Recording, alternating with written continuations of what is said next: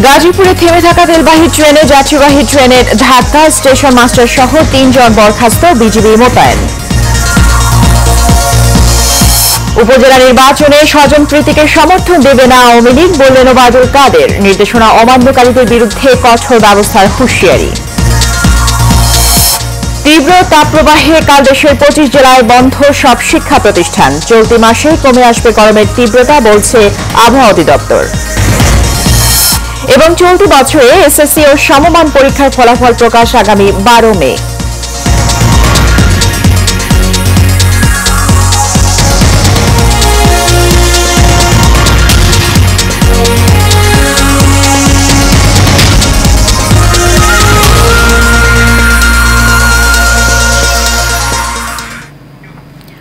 স্বাগত Asian prime নিউজে।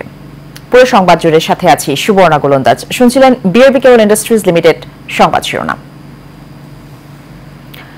গাজীপুরের জয়দেবপুর রেল স্টেশনে থেমে থাকা একটি তেলবাহী ট্রেনকে পেছন থেকে ধাক্কা দিয়েছে যাত্রীবাহী অন্য একটি ট্রেন। এতে ট্রেনের ৫টি বগি লাইনচ্যুত হয়। আহত হয়েছেন অন্তত ৪ জন। সকাল ১১টার দিকে এই দুর্ঘটনা ঘটে। স্থানীয়রা জানায় তেলবাহী ট্রেনটি অপেক্ষমান অবস্থায় ছিল। এ সময় যাত্রীবাহী ঢাকা টাঙ্গাইলগামী একটি আন্তনগর ট্রেনটির পেছনে ধাক্কা দেয়। সংঘর্ষে ৫টি বগি দুমড়ে মুচড়ে যায়। জ্বালানি তেল ছড়িয়ে পড়ার আশঙ্কায় ঘটনাস্থলে ২ প্লাটুন বিজিবি মোতায়েন রয়েছে। প্রায় ৩ ঘণ্টা পর বিকল্প লাইনে রেল যোগাযোগ স্বাভাবিক করা হয়েছে। এদিকে সিগন্যালের ভুলে এই দুর্ঘটনা বলে জানিয়েছেন রেল কর্তৃপক্ষ। এরই মধ্যে বরখাস্ত করা হয়েছে স্টেশন মাস্টার সহ ৩ জনকে। এছাড়া দুর্ঘটনার কারণ অনুসন্ধানে গঠন করা হয়েছে তদন্ত কমিটি।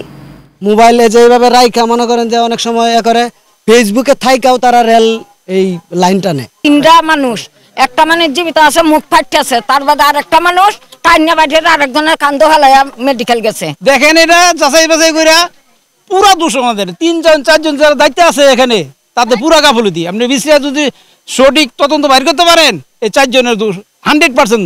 আমরা ফায়ার সার্ভিসের সহায়তা তেলটা বের করে নিরাপদে অন্য জায়গায় রাখার ব্যবস্থা করছি, যাতে আর এখান থেকে লোকজন সব সরিয়ে দিচ্ছি, যাতে কোনো অগ্নিকাণ্ডের কোনো যেন মানে না থাকে, কোনো রকমের যাতে এরকম ব্যবস্থা না হয় আমরা সেইভাবে চেষ্টা করছি। আর ফায়ার সার্ভিস এখানে তারা সতর্ক আছে, যদি দুর্ঘটনা এরকম কোনো আলাদা করে হয় ব্যবস্থা নেওয়া যাবে। আপাতত আমরা লোকজন সরিয়ে এই তেলটি এই বগি থেকে অন্যত্র স্থানান্তর করা যায় কিনা সেই প্রচেষ্টা করছি।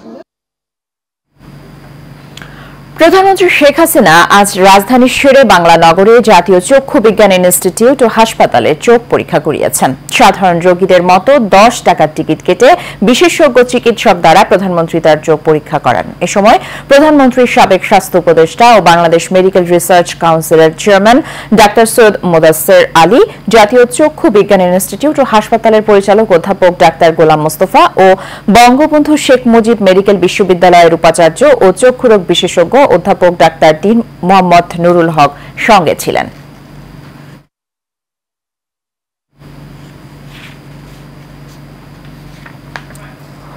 উপজেলা নির্বাচনে কোন স্বজন প্রীতিকে আওয়ামী লীগ সমর্থন দেবে না বলে জানিয়েছেন আওয়ামী লীগ সাধারণ সম্পাদক ওবায়দুল কাদের। তিনি বলেন, স্থানীয় নির্বাচনে এমপিদের যাতে কোনো প্রভাব না থাকে সেজন্য নির্দেশনা দেওয়া হয়েছে। এছাড়া বেগম জিয়ার মুক্তির জন্য বিএনপি দৃশ্যমান কোনো আন্দোলন নেই বলেও জানান তিনি।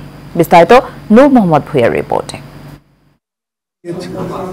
আওয়ামী লীগ সভাপতির ধানমন্ডির রাজনৈতিক কার্যালয়ে সমসাময়িক বিষয়ে সংবাদ সম্মেলন করেন আওয়ামী লীগ সাধারণ সম্পাদক, সড়ক পরিবহন এবং সেতুমন্ত্রী ওবায়দুল কাদের।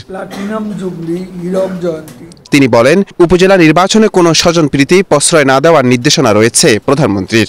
কোনো প্রকার হস্তক্ষেপ, প্রভাব বিস্তার যেন এমপিদের সাথে সবাই তিনি বলেছেন কোনো প্রকার প্রভাব বিস্তার করা যাবে না, প্রশাসনকে প্রভাবিত করা যাবে না, নির্বাচনকে প্রভাবিত করা যাবে না। রাষ্ট্র পরিচালনা সরকারে কোনো চাপ অনুভব করছে কিনা এমন প্রশ্নের জবাবে ওবায়দুল কাদের বলেন, যারা চাপ সৃষ্টি করে তারা নিজেরাই চাপে রয়েছে। স্বাভাবিক কারণে যারা চাপ দেবেন তারা নিজেরাও চাপে আছে, তারা নিজেরাও যথেষ্ট চাপে আছে। কারণ আরব বসন্তের স্পর্শ আটলান্টিকের ওপারে গিয়েও লেগেছে। বেগম জিয়ার বর্তমান অবস্থার জন্য বিএনপি নেতাদের ব্যর্থতাই দায়ী বলে মন্তব্য করেন আওয়ামী লীগ সাধারণ সম্পাদক। বা তারা রাজপথে এমন কোনো দৃষ্টান্ত তারা স্থাপন করতে পারেননি যে বেগম জিয়ার মুক্তির দাবিতে একটা দেখার মতো একটা বিক্ষোভ মিছিলও তারা করতে ব্যর্থ হয়েছে। আগুন সন্ত্রাসের আন্দোলনের কারণেই বিএনপি জনগণ থেকে বিচ্ছিন্ন হয়ে পড়েছে, যার ফলে নেতাকর্মীরা হতাশায় নিমজ্জিত বলেও মনে করেন ওবায়দুল কাদের। আন্দোলন কোনোদিন সফল হতে পারে। নূর মোহাম্মদ ভূঁইয়া, এশিয়ান টেলিভিশন, ঢাকা। নিজেরাই তীব্র তাপপ্রবাহে শিক্ষার্থীদের স্বাস্থ্য সুরক্ষায় আগামীকাল দেশের 25 জেলায় মাধ্যমিক বিদ্যালয়, মাদ্রাসা ও কারিগরি শিক্ষা প্রতিষ্ঠান বন্ধ থাকবে। দুপুরে শিক্ষা মন্ত্রণালয়ের তথ্য ও জনসংযোগ কর্মকর্তা এম.এ. খায়েরের পাঠানো সংবাদ বিজ্ঞপ্তিতে এ তথ্য জানানো হয়েছে। বিজ্ঞপ্তিতে বলা হয়, দেশে চলমান তাপদাহের কারণে আবহাওয়া অধিদপ্তরের আবহাওয়া পূর্বাভাসের ভিত্তিতে খুলনা ও রাজশাহী বিভাগের সকল জেলায়, ঢাকা বিভাগের ঢাকা ও টাঙ্গাইল জেলার, চট্টগ্রাম বিভাগের চাঁদপুর জেলায় এবং রংপুর বিভাগের রংপুর, কুড়িগ্রাম, নীলফামারী ও দিনাজপুর জেলার সকল মাধ্যমিক স্কুল, কলেজ, মাদ্রাসা ও কারিগরি শিক্ষা প্রতিষ্ঠান শনিবার বন্ধ থাকবে।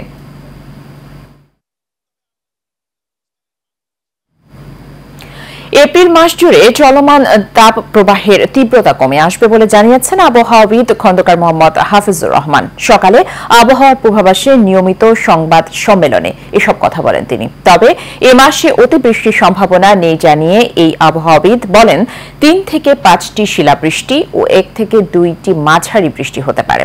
কাউসার আহমেদের রিপোর্টে বিস্তারিত। জনজীবনে কিছুটা স্বস্তি বয়ে এনেছে বৃহস্পতিবার রাতের বৃষ্টি। সেই সাথে স্বস্তির খবর দিয়েছে আবহাওয়া অধিদপ্তরও। চলমান তাপপ্রবাহ চলতি মাসের 6 তারিখের পর থেকে কিছুটা প্রশমিত হবে। এর সাথে বৃষ্টিপাতের পরিমাণও বাড়বে বলে জানান আবহাওয়াবিদ খন্দকার মোহাম্মদ হাফিজুর রহমান। এখন পর্যন্ত যেটা দেখা যাচ্ছে, এপ্রিলের মতো হ্রাস হওয়ার সম্ভাবনা কম। তার কারণে আমরা দেখছি 6 তারিখ থেকে একটা বৃষ্টিপাতের আছে এবং বৃষ্টিপাতের মানুষের মধ্যে অনেকটা স্বস্তি ফিরে আসবে। এবং এ মাসে দিনের তাপমাত্রা স্বাভাবিক অপেক্ষা কিছুটা বেশি থাকতে পারে এবং রাতের তাপমাত্রা প্রায় স্বাভাবিক থাকতে পারে। তবে মে মাসে অতি তীব্র তাপপ্রবাহের সম্ভাবনা। জানান, সিলেট, চট্টগ্রাম বিভাগ ও ঢাকা সহ পূর্বাঞ্চলের কিছু কিছু স্থানে দমকা বাতাস ও মাঝারি ও বজ্রবৃষ্টি হওয়ার সম্ভাবনা রয়েছে। মে মাসে সামগ্রিকভাবে 3 থেকে 5টি মৃদু কালবৈশাখী ঝড় সহ বৃষ্টি অথবা বজ্রসহ বৃষ্টিপাত হতে পারে। এছাড়া 1 থেকে 2 থেকে 3টি তীব্র কালবৈশাখী ঝড় হওয়ার সম্ভাবনা রয়েছে। তবে এই মাসে বৃষ্টিপাত হলেও তুলনামূলক গরমের তীব্রতা দিনে কিছুটা বেশি থাকবে, রাতে স্বাভাবিক থাকবে বলে জানান এই আবহাওয়াবিদ।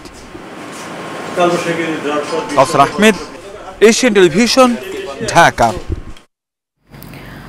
চলতি বছরের এসএসসি ও সমমান পরীক্ষার ফলাফল আগামী 12 মে প্রকাশিত হবে। শিক্ষা মন্ত্রণালয় জানায়, প্রধানমন্ত্রী শেখ হাসিনা 12 মে ফলাফল হস্তান্তর অনুষ্ঠানে অংশ নিতে সম্মতি দিয়েছেন। এদিন সকাল 10টায় গণভবনে প্রধানমন্ত্রী শেখ হাসিনার হাতে ফলাফলের সারসংক্ষেপ ও পরিসংখ্যান তুলে দেবেন শিক্ষামন্ত্রী মহিবুল হাসান চৌধুরী নফেল। এই সময় তার সঙ্গে থাকবেন 9টি শিক্ষা বোর্ডের চেয়ারম্যানরা।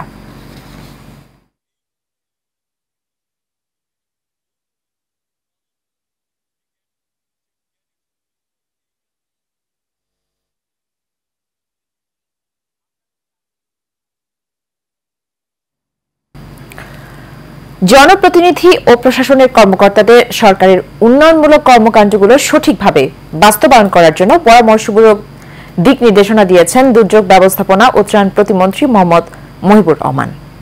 বিকেলে পটুয়াখালী রাঙাবালী উপজেলা পরিষদের মাসিক সমন্বয় সভায় প্রধান অতিথির বক্তব্যে তিনি এসব কথা বলেন।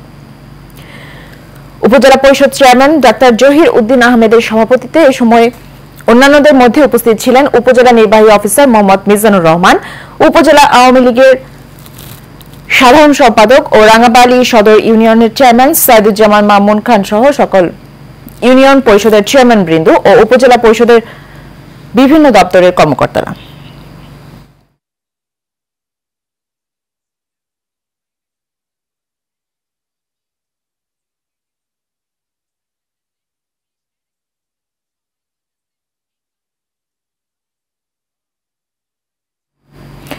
দর্শক, চলছে উপজেলা নির্বাচনের প্রচারণায় এই মুহূর্তে গাজীপুরের শ্রীপুর উপজেলা পরিষদ নির্বাচনের প্রচারণার সর্বশেষ খবর জানবো সহকর্মী আরিফ খান আবিরের কাছ থেকে।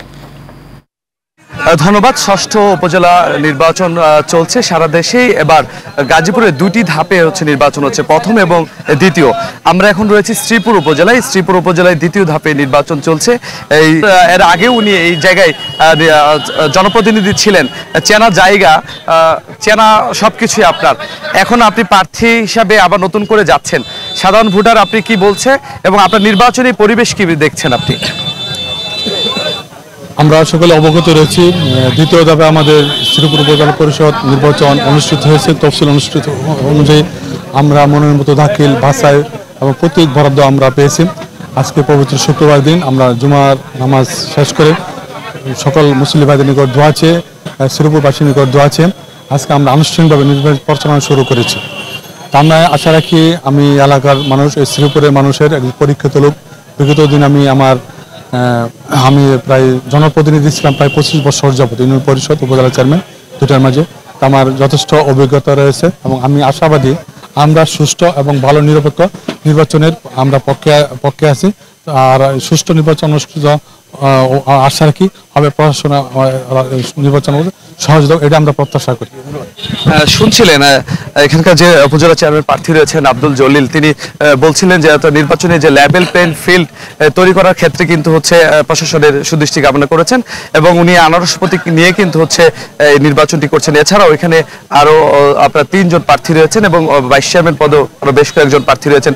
তো সবকিছু মিলিয়ে আজকে আনুষ্ঠানিক প্রচারণা ছিল সর্বশেষ আমার কাছে।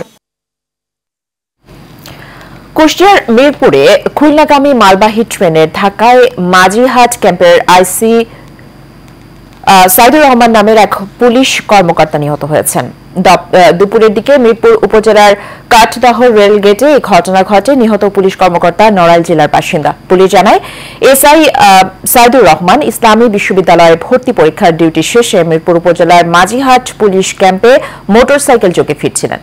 পথে কাঠদহ রেল গেটে পৌঁছানো মাত্রই অপরদিকে খুলনাগামী মালবাহী একটি ট্রেন তাকে ধাক্কা দিলে ঘটনাস্থলেই তার মৃত্যু হয়। এ ঘটনায় তার পরিবারে নেমে এসেছে শোকের ছায়া।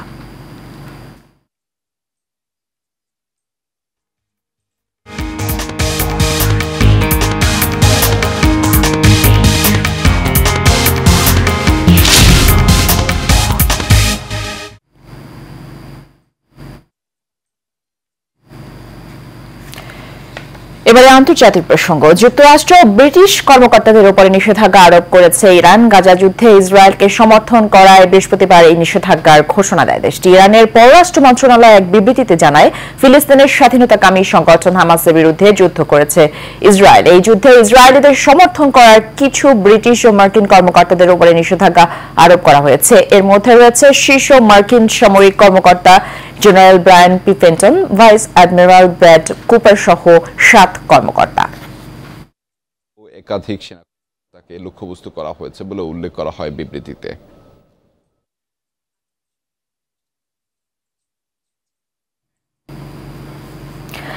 আমের রাজধানী রাজশাহীতে এই প্রথম সুলতানস ডাইনের নতুন শাখার উদ্বোধন করা হয়েছে। শুক্রবার জুমা নামাজের পরে রানীবাজার বোয়ালিয়া স্বর্ণ টাওয়ারের 2য় তলায় সুলতানস ডাইনের নতুন এই শাখা উদ্বোধন করা হয়। এই শাখার উদ্বোধন করেন জনপ্রিয় ইউটিউবার RS ফাহিম চৌধুরী।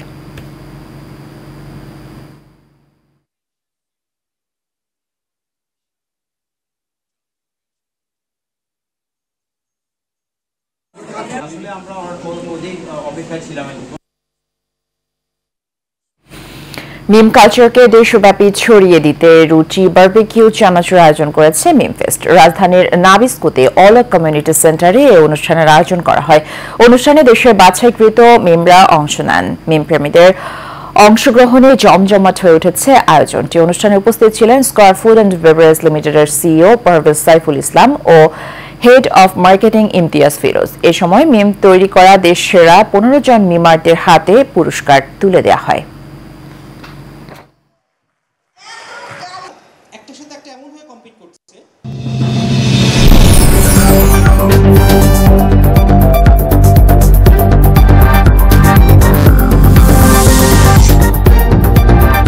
এবার HM স্টিল চট্টগ্রাম সংবাদ। চট্টগ্রামের 31 নং আলকরণ ওয়ার্ড কাউন্সিলর আব্দুল সালাম মাসুমের নির্দেশনায় গরমের তীব্র তাপদাহে ক্লান্ত ও পরিশ্রান্ত মানুষের মাঝে ঠান্ডা পানি ও শরবত এবং ওর স্যালাইন বিতরণ করা হয়েছে। সকালে নগরীর সদরঘাট এলাকায় স্বেচ্ছাসেবী সংগঠন মাতৃময় বন্দনার উদ্যোগে সব পানি ও খাবার স্যালাইন বিতরণ করা হয়। সংগঠনের সভাপতি সুজন বিশ্বাসের সভাপতিত্বে প্রধান অতিথি হিসেবে উপস্থিত ছিলেন 31 নং আলকরণ ওয়ার্ড কাউন্সিলর আব্দুল সালাম মাসুম। এ সময় আর উপস্থিত ছিলেন আলকরণ ওয়ার্ড যুবলীগের যুগ্ম আহ্বায়ক আল মামুন ও মোর্শেদ সহ অনেকে। শেষ করব এশিয়ান প্রাইম নিউজ। তার আগে বিওপি কেবল ইন্ডাস্ট্রিজ লিমিটেড সংবাদ শিরোনামগুলো জানিয়ে দেব আরও একবার।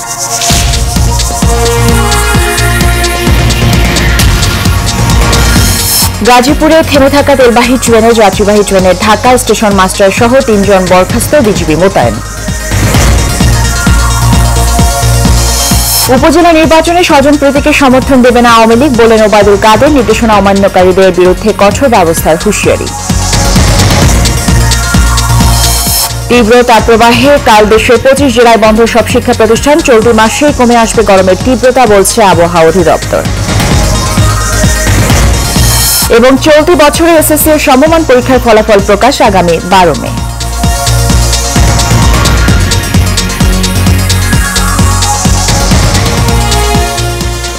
এশিয়ান প্রাইম নিউজ এ পর্যন্ত। আমাদের পরের সংবাদ দেখার আমন্ত্রণ রইল। ধন্যবাদ সাথে থাকার জন্য। আল্লাহ হাফেজ।